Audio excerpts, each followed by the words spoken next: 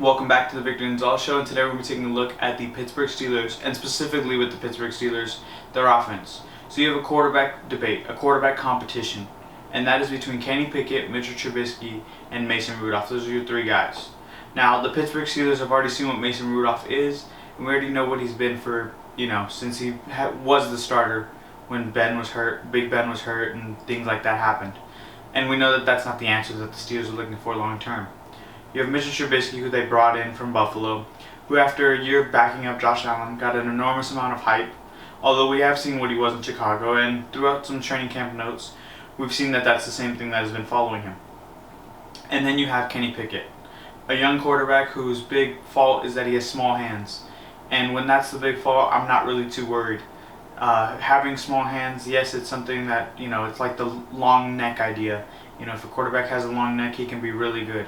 It's something that may or may not be true, but it really shouldn't matter too much. Although the handle on the ball and him wearing a glove or things like that, until we're seeing it in a game, we're not going to really know how much it truly affects him.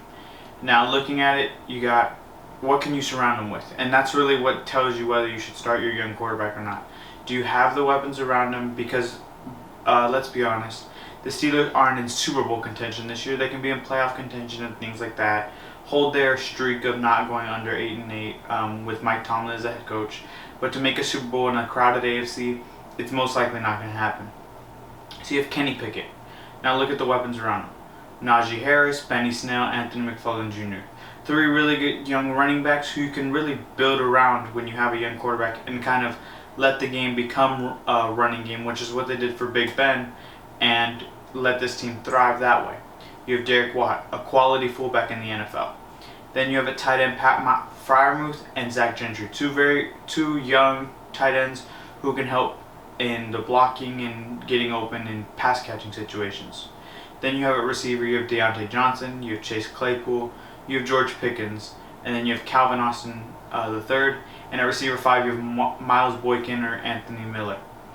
Now the top 4 of those guys are all very young. Calvin Austin out of Memphis, George Pickens out of Georgia, who is actually one of my favorite receivers out of this draft, him being probably number 4 on my list, with Jameson Williams, Garrett Wilson, Drake London, and I may be forgetting someone, but he was very high on my board because of not only his ability to pass catch, but his ability to block, and his blocking highlights versus teams like Michigan, and his ferociousness, which reminded me a lot of what Juju Smith-Schuster had brought to the Steelers team. And then you had Chase Claypool and Deontay Johnson, two guys who played, had very good numbers, even with a Big Ben who was at the end of his career, and you could really see that towards the end of last season. So with Kenny Pickett, when you have all these young receivers, young tight ends, young running backs, and you can put weapons around him, and it'll make him successful. When you have guys on the same timeline, especially in the NFL, you have that young quarterback, you can really build a team the best way possible, which is going to be young weapons, young tight ends, and young running backs, and a defense that can be very good. Now looking at this O-line, this is the one spot I would say on the Pittsburgh Steelers offense that questions me. Obviously, a young quarterback who we've never seen is going to be a question mark, but when you have a young quarterback, that's expected. The weapons we've seen are good, we've seen the tight ends good, we've seen the running backs good, we've seen those weapons are very good. But this O-line with Dan Moore, Kevin Dotson, or Kendrick Green at left guard, Dan Moore will be your left tackle, you have Mason Cole at center, you have James Daniels at right guard, and you have Chunks Okafor, who will be your right tackle. It's a young O-line. It was one of the worst, you could say, in all of football last year, and it relied heavily on getting the ball out very quickly for Big Ben, which was something new in his career, but with him gaining in age, it was something that was necessary. And with this O-line, you add a couple pieces, and you're trying to build it in a new, different way, but is that enough to make you not want, is this O-line not being very good a decision in which it'll hold you from putting your young quarterback out there? Because there's two ways of looking at this. You can either say we want our quarterback to thrive, like what they did with Trevor Lawrence last year, where you said, or Zach Wilson, where you throw him in the fire and say, look, we're going to try to build him, and next year we'll help him out, get him help through with the no line, and try to build him that way. Or we don't want to break him. We don't want to break him and ruin his career because we put him out there too early. Those are the two options that the Steelers have.